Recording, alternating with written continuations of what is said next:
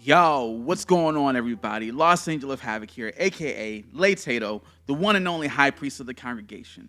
Welcome back to Datto Clips, where we've got a little bit of everything. And today, we're going to be reviewing the Twid Bungie release this past Thursday, April 25th. And I must say, after reading this, I feel like we're just really in this amazing pattern of Bungie pushing the envelope and reinventing the game in so many ways I never imagined. I really didn't see a lot of this coming at all. There's a lot to cover, so if it's all right with you, we're just going to dive right in. But first, if you wouldn't mind, please be sure to give the video a thumbs up. It's a little bit, but it does go a long way in terms of helping the channel grow. And also, if you like my content, if you're here and you're coming back here from one of my previous videos, then you should really hit that subscribe button and turn on notifications so you don't miss the next one. Now, without any further ado, let's get into this week's Twid. It starts out by reminding us about the most recent trailer they released about our upcoming journey into the Traveler's Pale Heart. I do have a reaction to it up on the channel if you're interested. They've also released several short teases on the new enemies that we will be facing in the final shape, the Dread, a fearsome breed of creatures shaped by the Witness to do battle against us while it attempts to impose its twisted purpose upon the universe. I do have the full Twid linked below in the description if you want to read it at your own pace. Now, a good chunk of this Twid deals with power going forward in Destiny 2 and how it will be changing with the final shape and beyond. The first of these new systems is called Fireteam Power. In the final shape, the aim is to make playing with friends easier regardless of your gaming frequency or experience level in Destiny 2. And the player with the highest power level in a fire team becomes the power leader, and all other players in the fire team are brought up to 5 power below the power leader if their power isn't already high enough to begin with. Fire team power only affects the activity difficulty, and rewards are determined by each individual player's unadjusted power level. Being a power leader also grants a boost to commendations earned at the end of the activity. Now, Guardians, I hope you are sitting down for this next part, because it's big. I mean, it's easily, in my opinion, the biggest news that we've gotten since Prismatic. Are you ready? Sunsetting is being sunset. You hear me? Sunsetting is being sunset. Bungie has made a decision to remove power limits from all items starting in the final shape. The team explained that this decision was made due to issues encountered with fire team power and older gear. The adjusted power shared by the power leader would bypass the caps on old power limited items, allowing players to basically ignore them.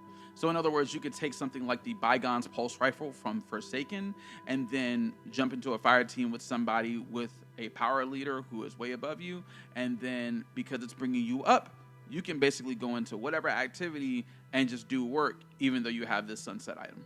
All that said, it was determined that bypassing power limits was deemed incompatible with Fireteam Power, which aims to ensure smooth gameplay regardless of gear limitations. After all, the goal is to enable all Guardians, regardless of their activity level or experience, to join forces in the final fight against the Witness. Bungie did acknowledge regrets that some old gear has probably been dismantled. Looking at you, Datto. I didn't do fucking shit! But they do have plans to reintroduce sources for most, if not all, of these items, updated to modern Destiny standards with added properties such as origin traits and build crafting perks. Given what they've just done with the Brave Arsenal, as well as seeing a Guardian holding the Perfect Paradox shotgun from the Season of the Dawn in the Prismatic gameplay reveal, I think the future looks pretty bright in this regard. Now, the next item that the Twid touches on is light level in the final shape.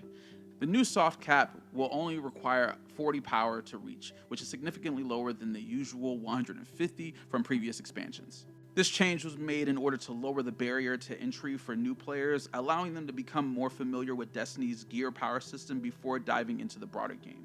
Players can achieve the soft cap by playing through either difficulty of the Final Shape campaign, and completing the campaign on Legendary difficulty will reward players with an entire gear set at 1960 power, giving them a head start at being raid ready for contest mode on day 1. Therefore, the resulting power bands in the final shape will be as follows. The power floor will be 1900. The soft cap will be 1940. Powerful cap will be 1990. And the hard cap or pinnacle cap will be 2000. Now, moving on, we have activity power. Starting with the final shape, activities in Destiny 2 will have clearer power level indications and will be divided into 2 categories: power disabled and power enabled.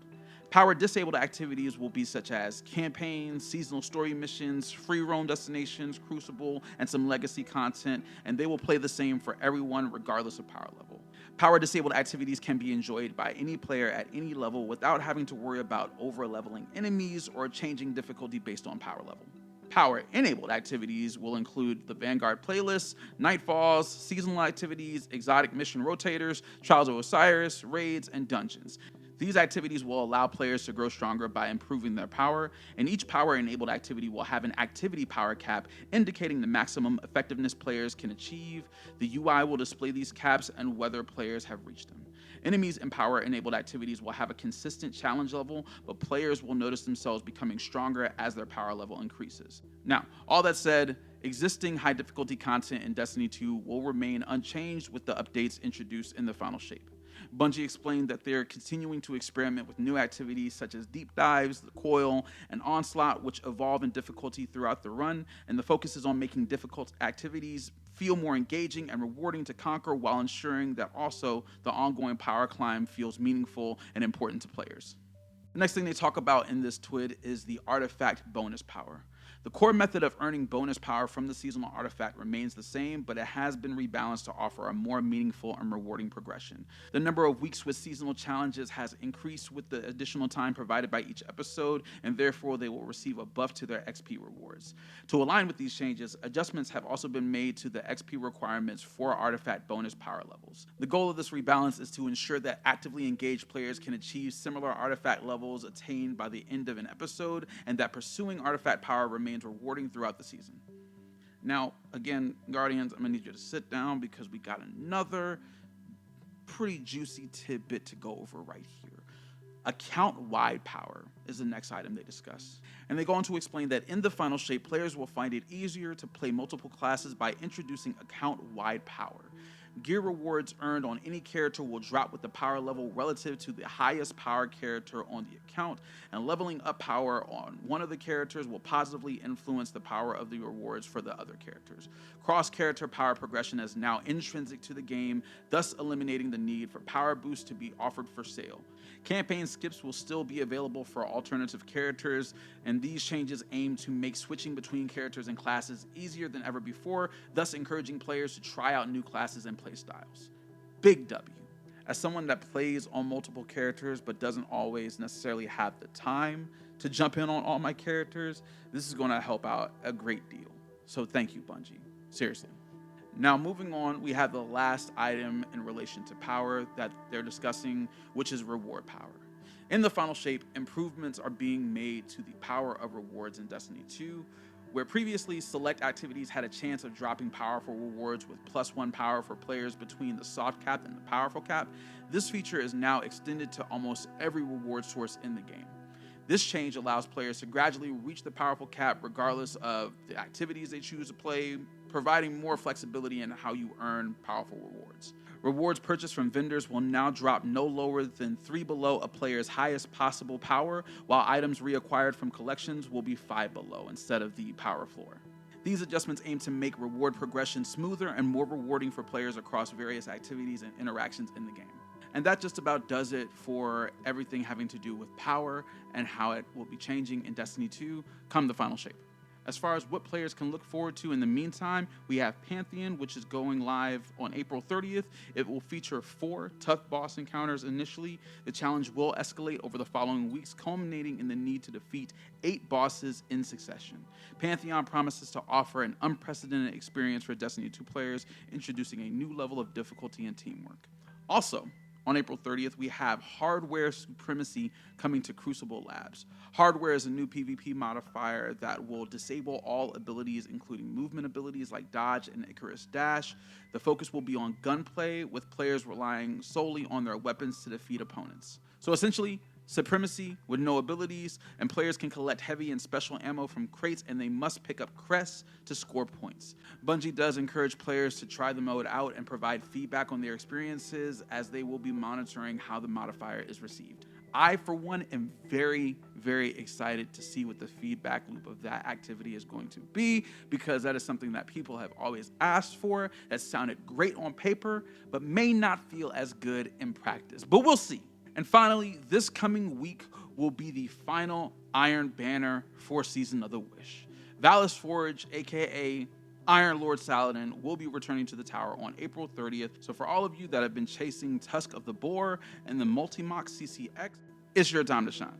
Drop rates for these weapons have been increased for players who have not acquired them yet, providing a better chance for those who missed out previously. Cosplay Cosmodrome will be returning with a focus on specific Destiny 2 characters in its second installment. Top cosplayers will participate, and there's actually even a new reference kit featuring the Witness available.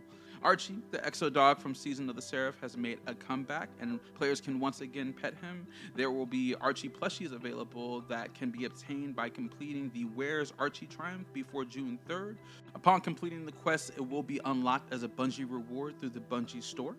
Now, it is noted in the player support report that veteran players who obtain a new light kit from Ikora will no longer have their saved loadouts overwritten. This change went into effect with the launch of Update 7.3.6.2. If you'd like more information on the known issues in the player support report or more information on the Cosplay Cosmodrome, I do have the link to the Twid as well as the article going over the Cosplay Cosmodrome linked below in the description. Last but certainly not least, I just want to issue a congratulations to Corvo DeFaro and Tryhard Tristan for winning this week's Art and Movie of the Week respectively. But that's all I have for you for now, Guardians. If you enjoyed this video or found it helpful in any way, please do be sure to give it a thumbs up. It's a little bit, but I promise it goes a long way in terms of helping the channel grow, and I just really appreciate it.